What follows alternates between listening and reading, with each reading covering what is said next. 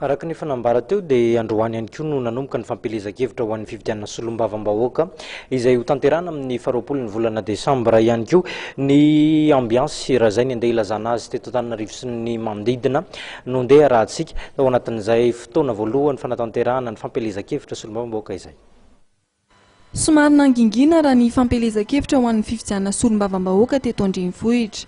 Tsy nisy loatra ny famoriam-bahoaka fa saika niasa tamin'ny fanatonana bebe kokoa ny vahoaka ny kandida isan-tsokajiny. Na dia izany aza dia nisy ihany ny fanentanana vitsivitsy tamin'ny alalan'ny fanamafisam-peo tamin'ny arabe teto Andrenivohitra. Efa mirentirety manerana ny toerana maro eto Andrenivohitra ny afisy fampahafantarana ny kandida izay raha teo ny eto Andrenivohitra dia mahatratra 720. Anisan'ny tazana nanatanteraka hetsika tamin'ity andro voalohany amin'ny fampelezan-kevitra ny fifidianana solombavam-bahoaka ity ny kandida larana faha-telopolo ao amin'ny boriboritany faha-telo Dadou. Fitetezana fokontany maromaro teny amin'ny boriboritany faha-telo ny tanterahany. Nanamarika amin'ny fotoana ny fisiana fair play teo amin'ny samy kandida ao amin'ity boriboritany ity.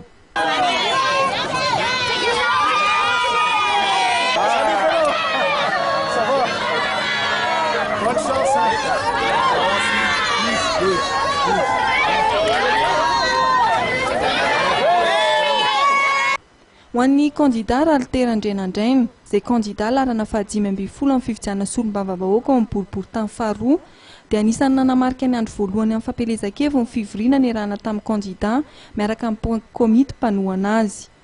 Ireo kandida ny malagasy miara-miainga MMM kosa dia tetsy amin'ny foibe ny fikambanana etsy akadimbahoaka ny fampitona izy ireo. Ary tamin'io nanolorana tamin'ny fomba ofisialy ny kandida ho solombavam-bahoaka avy amin'ny MMM. Ny alahady voalohany volana desambra izao kosa no ampahafantarana ny kandida solombavam-bahoaka avy amin'ny vondrona miaraka amin'ny président Andry Rajoelina Namapara.